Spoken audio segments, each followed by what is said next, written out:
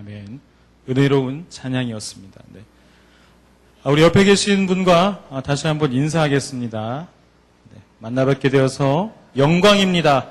우리 3층에 계신 학생들도 같이 인사해 주세요.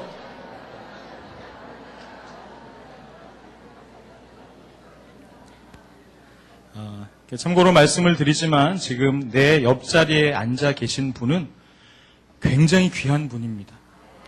세상에 어디에서도 이와 같은 분을 또 만날 수 없습니다. 옆에 앉아 계신 분을 더 사랑해 주시기 바랍니다. 만약에 누군가가 저에게 질문을 한다면 제가 어떤 대답을 해야 할까 고민을 한 적이 있습니다. 전도사님의 삶을 한 단어로 표현하면 뭐라고 표현할 수 있습니까? 누가 이렇게 질문을 한 것은 아닙니다만 제가 그렇게 질문을 만들었습니다. 그러면 제가 그 삶을 한 단어로 표현해 보게 되었습니다. 그것은 바로 이사입니다. 제가 그 주민등록 초본상에 이사를 한 횟수가 29회입니다. 별로 안 놀라시네요. 그리고 이제 거기에 해당되지 않은 것까지 하면 35번 이사를 하게 되었습니다. 왜 이렇게 이사를 많이 했을까요? 네, 이사할 만한 다 이유가 있었기 때문에 그렇습니다. 이제 군모 계신 아버지를 따라 다니다 보니 2개월 살다 이사 가고 3개월 살다 이사 가고 좀 길게 살면은 한 13개월, 14개월 살다 가고 이사하다가 지금 이렇게 여기까지 오게 되었습니다. 네. 제가 결혼 전에 딱 30번 이사를 했고요. 이 선곡교회까지 해서 35번 채우게 되었습니다. 혹시 이제 저보다도 많이 이사하신 분이 계실까요? 제가 제일 많은가 보네요. 마지막으로 이사할 곳이 어디일까? 다 같은 곳이겠죠? 바로 하나님 나라, 천국으로 모든 성도님들이 마지막으로 이사해야 할 줄 믿습니다. 이사를 이렇게 많이 하다 보니까요, 재미있는 일도 있었습니다. 제가 이제 군에 있을 때인데요, 제가 이제 7사단 그 화천에 있는 부대를 전역을 했습니다. 거기는 이제 경례 구호가 단결이었습니다. 네. 그렇게 이제 휴가를 받고 첫 정기 휴가를 받고 그렇게 나왔습니다. 그 당시에는 이제 아버지께서 삼각지에 있는 국군중앙교회 담임 목사로 계실 때라 그 교회와 가까운 서빙고동에 교회 사택이 있었습니다. 저는 집에 가서 힘차게 초인종을 눌렀습니다. 그리고 발걸음 소리를 듣고 어머님가 보다 단결 일병 위원 휴가를 명받았습니다. 이렇게 힘차게 인사를 했습니다. 그래서 문을 열고 나오시자마자 제가 와락 안아드렸어요. 그런데 조용히 제 팔을 내리시는 거예요. 저희 어머니가 아니셨어요. 그래서 누구시냐고 얼마 전에 이사 온 거기 교회 어떤 집사님이시라는 거예요. 여기 사시던 분은 어디 가셨냐고. 목사님 아드님이신가 보네요. 의정부로 이사 가셨어요. 그러시는 거예요. 제가 요즘에도 이제 느끼는 것이지만 제가 형제가 없고 혼자 자라다 보니까 저희 부모님께서는 저를 굉장히 강하게 키우셨습니다. 그렇게 수소문 끝에 의정부에 찾아가서 모르니까요. 제가 모르니까요. 그 옛 306 보충대 자리가 있습니다. 지금은 자리를 옮겼는데요. 그 자리에 그 군인 공제에서 건영 아파트라고 하는 이름을 빌어 지금은 이제 부도가 나서 굉장히 안타깝습니다만 그 아파트에 당첨이 되셔서 제가 이사를 많이 다녔다고 말씀드렸잖아요. 더 이상 이렇게 이사 다니는 게 힘드니까 빨리 이렇게 집을 마련을 해야 되겠다라고 해서 너무 기쁜 나머지 저에게 알리지 않고 그렇게 조용히 이사를 가셨던 것입니다. 네. 저는 아무렇지도 않았습니다. 오히려 기쁜 마음에 부모님과 그렇게 훈훈한 만남을 가졌다는 그런 이야기입니다. 네. 그리고 제가 또 서울의 대방동에 살 때 또 봉천동으로 이사를 하게 되었습니다. 우리 드럼을 치는 그 김상우 형제님 집 바로 근처예요. 그 집이. 그래서 이사를 가게 되어서 그 근처에 있는 봉천 순복음 교회에 제가 나가게 되었습니다. 당시에 이제 아버지가 계신 교회를 제가 나가지 않았던 것은 신앙적인 그 노선이 맞지 않았기 때문에 그렇습니다. 네, 그때 중학생이었습니다. 그때 지금의 제 아내를 만나게 되었습니다. 저는 많은 이사를 하게 되었지만 그 이사를 통해서 새로운 환경 또한 새로운 만남을 통해서 이렇게 지금까지 제가 있게 되어진 것입니다. 제가 결혼을 하고 나서요, 서로 사랑하고 더 섬기고 그렇게 앞으로도 살아가자.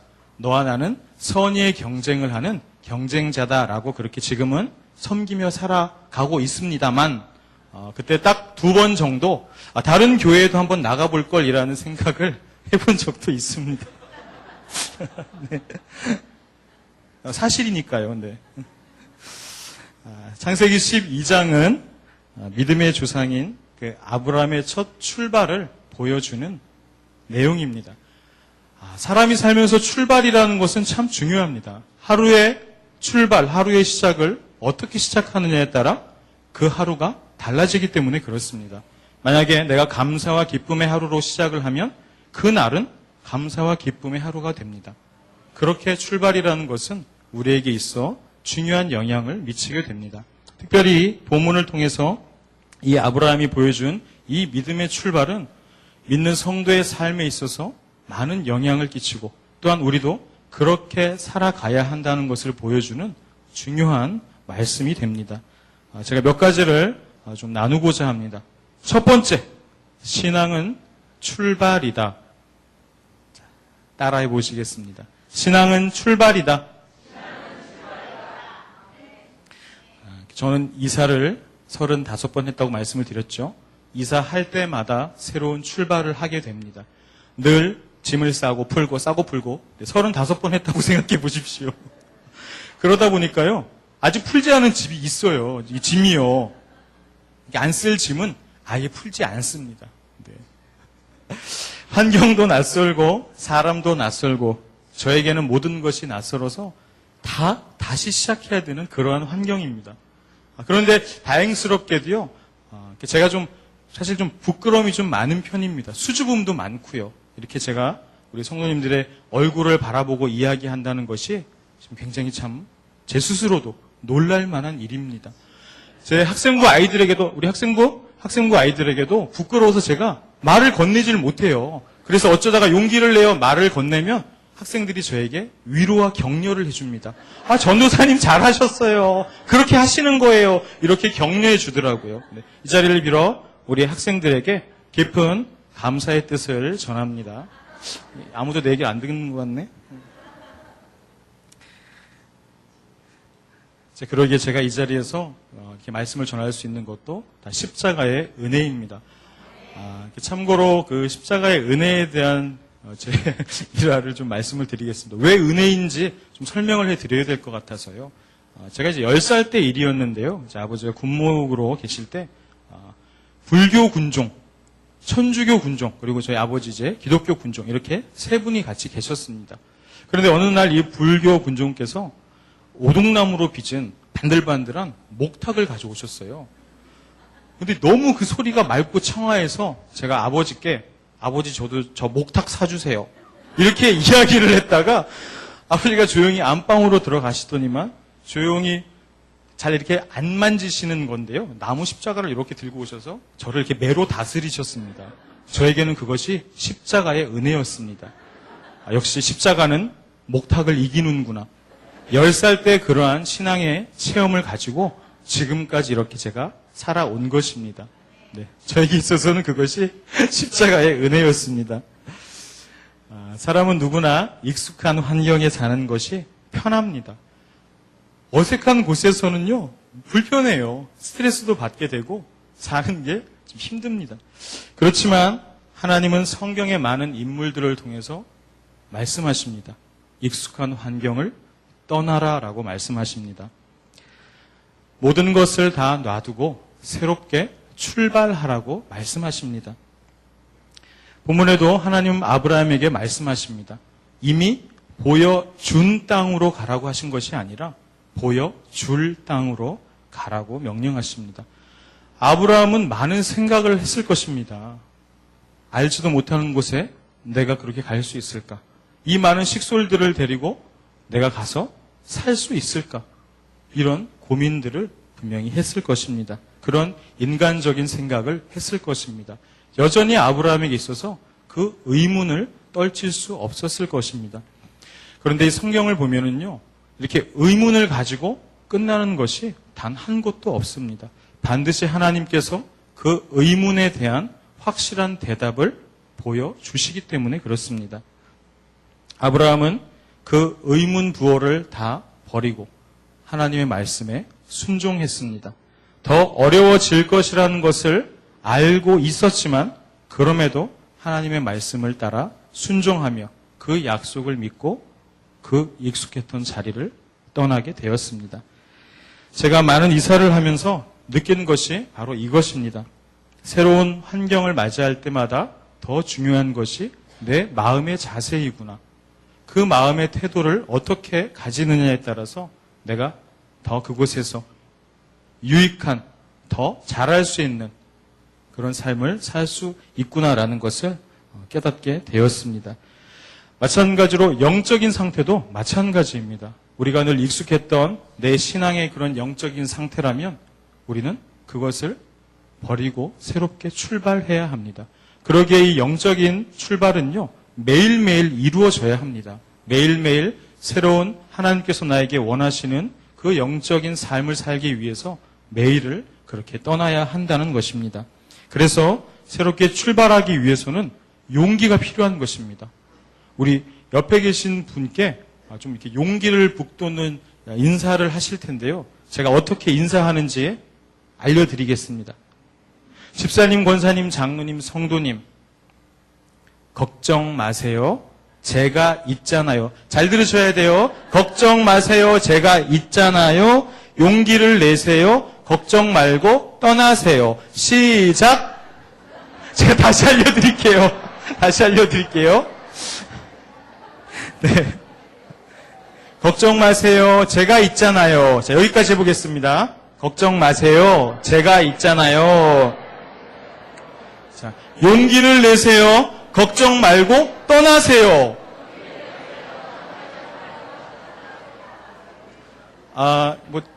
다들 아시겠지만 떠나라는 것이 집을 나가라는 말씀은 아닙니다. 네. 제가 가끔 학생부 아이들에게 이렇게 너무 제가 돌려서 얘기하나 봐요. 그렇게 얘기하면 잘못 알아듣는 경우가 있습니다. 특별히 우리 학생들, 부모님들은 잘 좀 들어주시기 바랍니다. 제가 이제 일전에 그런 설교를 한 적이 있습니다. 공부해라. 이렇게 엄마가 이야기하거든. 딱 한 달에 한 번만 그 말을 할 수 있도록 꼭 이야기를 해다오. 이렇게 제가 이야기한 적이 있습니다. 그러니까 공부해라. 우리 부모님들은 한 달에 한 번만 말씀하셔야 돼요. 많이 해도 그렇지 않다는 거 잘 아시잖아요. 그렇죠? 오히려 그런 것보다 다른 격려의 말, 사랑의 말, 더 따뜻한 말이 더 효과적이라는 것입니다. 네. 내가 지금 머물고 있는 환경이, 이 영적인 이 상태가 아무런 불편이 없다면 떠날 준비를 해야 합니다. 아브라함과 같이 우리의 믿음도 그렇게 되어야 한다는 것을 말하고 있는 것입니다. 새로운 믿음의 길을 하나님께 맡기며 당당히 걸어갈 수 있는 우리 성도님 한 분 한 분 되시기를 바랍니다. 두 번째는 신앙은 약속이다. 네, 따라해 주시기 바랍니다. 신앙은 약속이다. 자꾸 사진을 찍으셔가지고. 신앙이란 무엇입니까? 네. 제가 나름대로 좀 이렇게 정의를 내려봤습니다. 신앙이 무엇입니까? 라고 물어보면, 네, 하나님 믿는 거죠. 네. 근데 이게 좀 뭔가 부족한 것 같아요. 그래서 제가 조금 정의를 새로 한번 만들어 봤습니다. 어떠한 일을 만날지 모르는 상황 속에서도 하나님의 약속을 믿고 따라가는 삶이 신앙인 것입니다.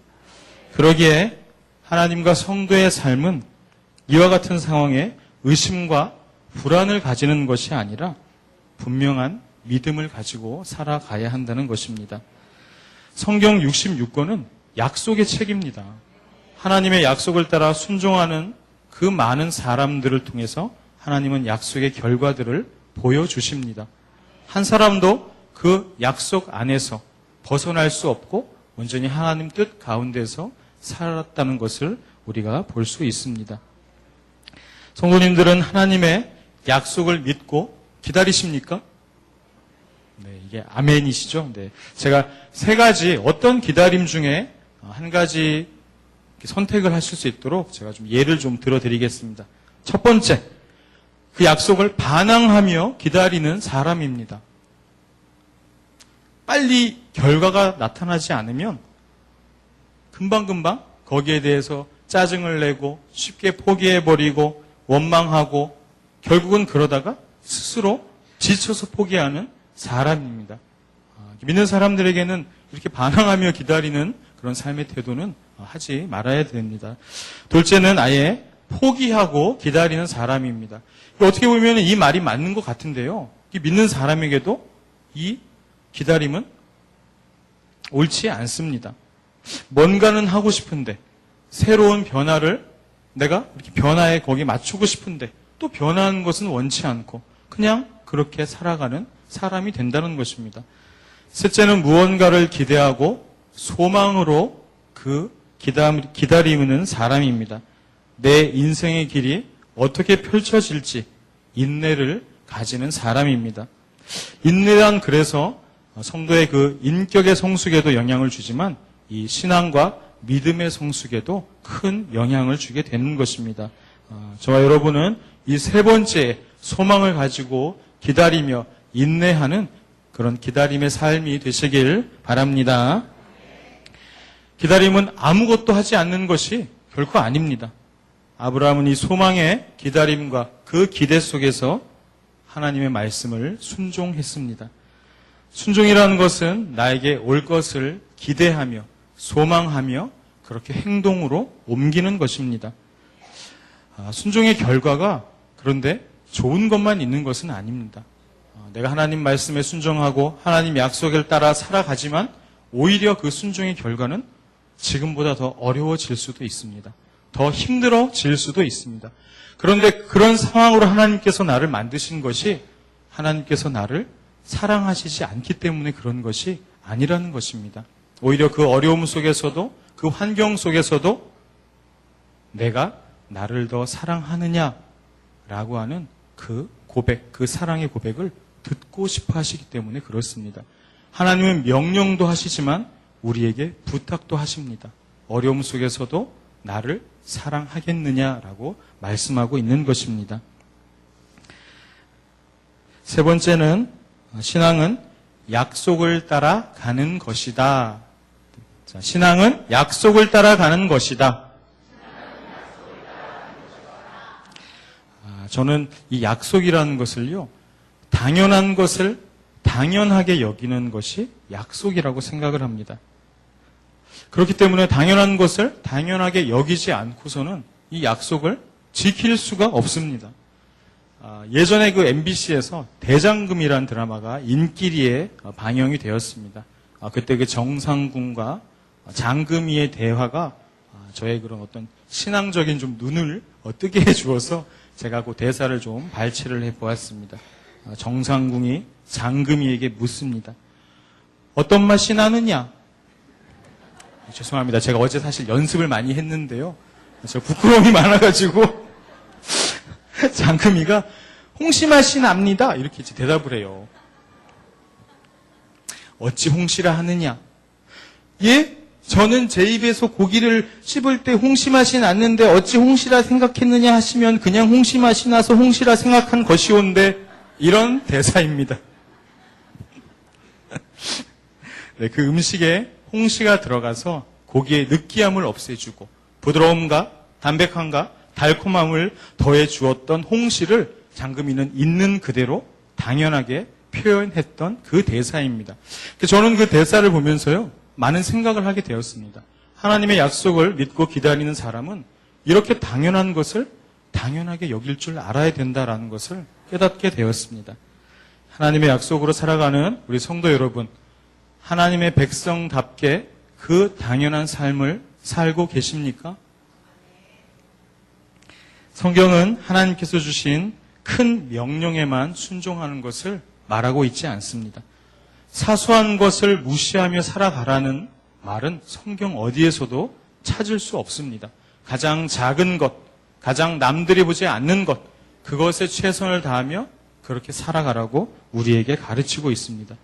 이것이 하나님께서 주신 당연한 것을 당연하게 여기는 약속의 원리이기 때문에 그렇습니다. 이게 제가 토요일에는요, 다 이렇게 이렇게 찬양단 연습이 끝나고 다 기도가 끝나고 나면 이제 교회 청소를 한번 쭉 이렇게 전체적으로 하면 한번 이렇게 제가 합니다. 그런데요, 이렇게 좀 미진한 부분도 좀 보완을 하고 더 안 된 부분이 있는지 제가 확인을 하기 위해서 합니다. 그런데 시간이 좀 많이 걸립니다. 제가 왜 그러냐면 이제 분리수거가 잘 안 돼서 그거를 일일이 분리수거를 다시 이렇게 꺼내서 하다 보니까 시간이 좀 많이 걸리게 돼요. 제가 좀 이렇게 드리고 싶은 말씀이 있는데, 만약에 좀 아이들이 그렇게 막 구분 없이 버린다면 우리 좀 어른들께서 좀 이렇게 좀 가르쳐 주셨으면 좋겠어요. 이렇게 하는 것이다, 이렇게 하는 것이다. 저는 그러한 좀 생각을 가지고 있습니다. 신앙이 제대로 자리 잡기 위해선 평소에 작은 삶의 그 실천들이 그에 맞춰 그렇게 만들어져야 한다는 것이 저의 확실한 생각입니다. 제가 이렇게 말씀드리는 것이요, 제가 이렇게 청소 시간을 줄이거나 더 편하게 하려고 그런 것은 절대로 아닙니다. 네. 음료를 마시고 나서 내용물이 나오면 버리고 넣어주셨으면 좋겠어요. 가끔 보면은요, 남은 거 그냥 이렇게 올려두고 이렇게 가는 몇몇 제가 청년들 옛날에 봤어요. 그래서 제가 아무 말 하지는 않았지만 다음에 지금 제가 얘기했으니까 다음엔 그렇게 해주시기 바랍니다. 종이는 종이 버리는 곳에 버려주세요. 네. 당연한 거잖아요. 그렇죠? 네. 이렇게 하지 않는다고 해서 제가 어떻게 하지는 않습니다. 큰 문제가 생기는 것이 아닙니다. 그렇지만 이것은 약속입니다. 만약에 그것을 치우는 사람이 있다고 생각한다면 그 사람의 배려, 그 사람의 그 상황도 이해해 주어야 하는 것입니다. 이 약속을 다른 말로 표현하면은요, 배려라고 할 수 있습니다. 우리가 하나님의 약속을 지킬 때 하나님을 배려하지 않고 약속을 지켜나갈 수 없습니다. 하나님께서 나에게 무엇을 원하시는지, 어떻게 내 삶을 만들어 가시는지 그 하나님을 알아야, 하나님을 배려해야 나도 그에 맞춰 그 약속을 지킬 수 있게 되기 때문에 그렇습니다. 이것이 사소한 것이지만 타인을 배려하는, 또한 약속을 실천하기 위한 그런 신앙의 자세인 줄 믿습니다. 신앙의 성숙이라는 것은요, 우리가 이 예배 안에서 말씀과 기도와 찬양으로 그렇게 다져지는 것도 중요하고, 또 다른 내면으로는 이렇게 사소한 삶의 부분들을 실천하고 약속을 지키며 배려하는 삶을 살아가는 것이 또 다른 삶의 부분이 될 것입니다. 신앙을 지키며 살아간다는 것이 이렇게 삶의 습관을 올바르게 만드는 것에서부터 시작을 하는 것입니다. 우리 성도님들의 말 한마디, 행동 하나하나가 그렇게 하나님과 약속을 지키기 위해서 충분하게 준비된 나인지를 다시 한번 돌아보아야 할 때입니다.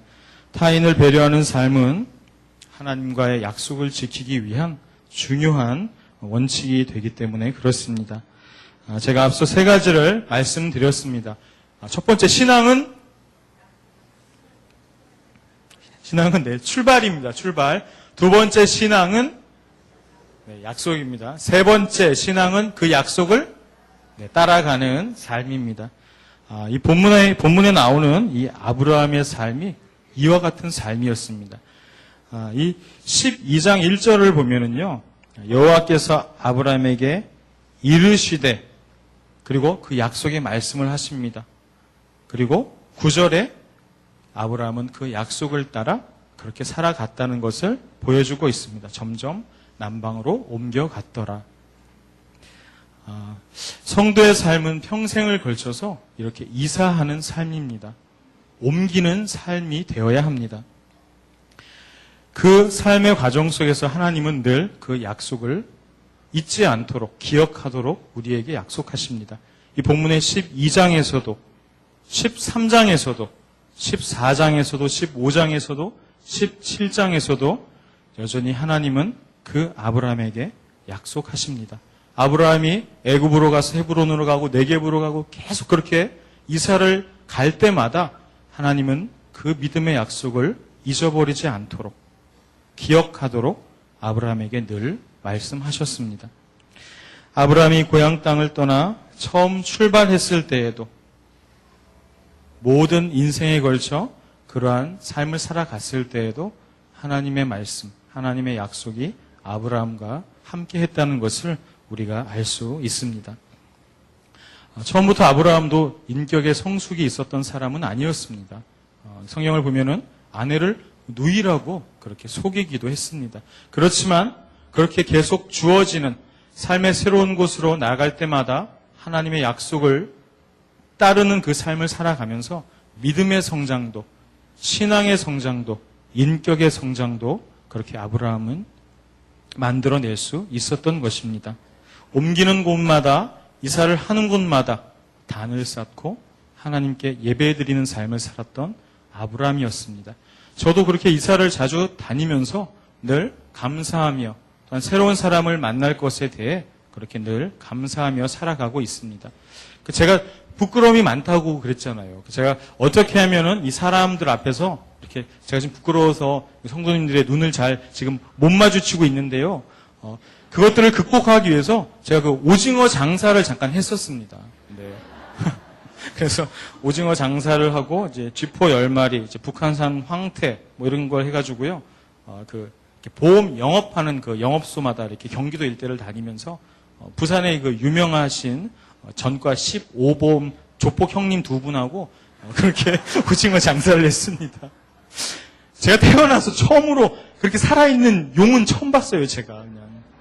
그냥 제가 그 형님들의 등을 보는데 용 눈하고 마주쳐가지고요. 제가 며칠 잠을 못 잔 기억도 있습니다. 네, 어쨌든 그러한 경험을 통해서 제가 사람들에게 그렇게 설 수 있었습니다. 그냥 부끄러움을 버리고 그냥 있는 지금 내 자리에서 그 상황에 맞는, 그 일에 맞는 최선을 다하면 부끄럽지 않다라는 것을 깨닫게 되었습니다. 네, 사실 저도 좀 부끄럽지만 그래도 성도님들께서 저를 또 사랑해 주시는 그 사랑으로 이렇게 부끄러움을 극복하며 이렇게 지금 말씀을 전하고 있는 것입니다. 하나님은 우리에게 믿음의 삶을 요구하십니다. 그런데 그 삶은 결코 포기하는 삶이 아닙니다. 하나님의 약속을 믿고 더욱더 성숙된 믿음으로 살아가라는 하나님의 약속이 바로 그것입니다. 사랑하는 성도 여러분, 참 하나님의 백성으로 살기를 원하신다면 우리 학생들도요, 참 하나님의 자녀로 살기를 원한다면 지금 옮기셔야 합니다. 지금 이사하시기 바랍니다. 타인을 배려하지 않는 마음이 있다면 타인을 배려하는 마음으로 이사하십시오. 타인을 사랑하지 않는 마음이 있다면 타인을 사랑하는 마음으로 이사하시기 바랍니다. 내가 지금 겸손한 마음이 아니라면 겸손한 마음으로 이사하시기 바랍니다. 우리 삶에는 여전히 어둠이 있는 것 같습니다. 그렇지만 그 어둠이 걷히는 순간 하나님의 말씀 가운데 그렇게 순종하며 살아갈 때에 반드시 어둠은 걷히게 되어 있습니다. 그때 하나님께서는 나를 흔드시고 나를 깨우시고 나를 일으켜 세워주실 줄 믿습니다. 그 생명의 빛이 되는 그 하나님의 사랑과 그 은혜가 우리의 삶 가운데 찬란히 비칠 것을 믿기 때문입니다. 사랑하는 성도 여러분, 지금 이사하십시오. 지금 하나님께서 원하시는 그곳으로 이사하시기 바랍니다. 왕의 지성소에